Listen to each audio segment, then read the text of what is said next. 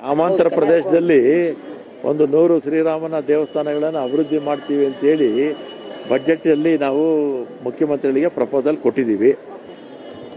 ಬರೀ ರಾಮ ದೇವಸ್ಥಾನ ಅಂತಲ್ಲ, ಮುಖ್ಯವಾಗಿ ಈ ಸಲ ರಾಮನ ದೇವಸ್ಥಾನ ಜೊತೆಗೆ ಆಂಜನೇಯ, ಈಶ್ವರ ಎಲ್ಲ ದೇವರುಗಳು ಇರ್ತಾರಲ್ಲ, ಈಗಲೂ ಕೂಡ ಎಲ್ಲ ದೇವಸ್ಥಾನಗಳಿಗೂ ಅನುದಾನ ಕೊಡ್ತೀವಿ.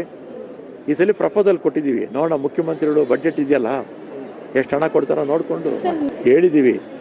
ಕನಿಷ್ಠ ಒಂದು 100 ಅಭಿವೃದ್ಧಿ ಮಾಡೋಣ ಅಂತ ಪ್ಲ್ಯಾನ್ ಮಾಡಿದ್ದೀವಿ. ಅಂದರೆ ನಮಗೆ ಮುಖ್ಯಮಂತ್ರಿಗಳಿಗೆ ನಾವು ಗಮನಕ್ಕೆ ತಂದಿದ್ದೀವಿ. ನಮಗೆ ಪ್ರತಿ ವರ್ಷ ನಮ್ಮ ಮುಜರಾಯಿ ಇಲಾಖೆಗೆ ಹಣ ಬಂದೇ ಬರುತ್ತೆ, ಅದನ್ನೇ ಬಳಸ್ಕೊಳ್ತೀವಿ. ಸ್ವಲ್ಪ ಜಾಸ್ತಿ ಕೊಟ್ಟರೆ ಇನ್ನೂ ಜಾಸ್ತಿ. ರಾಮ ಆದರ್ಶ ಪುರುಷ. ಈಗ ರಾಮ ರಾಜ್ಯ ಇರಬೇಕಂತ ಯಾಕೆ ಹೇಳ್ತೀವಿ ನಾವು? ಬೇರೆ ರಾಜ್ಯ, ಲಕ್ಷ್ಮಣ ರಾಜ್ಯ ಅಂತ ಯಾಕೆ ಹೇಳಲ್ಲ? ಈಶ್ವರ ರಾಜ್ಯ ಅಂತ ಯಾಕೆ ಹೇಳಲ್ಲ? ರಾಮರಾಜ್ಯ ಅಂತ ಯಾಕೆ ಹೇಳ್ತೀವಿ ನಾವು? ಅಲ್ವಾ? ರಾಮ ಅಂದರೆ ಒಬ್ಬ ಆದರ್ಶ ಪುರುಷ ಅಂತ.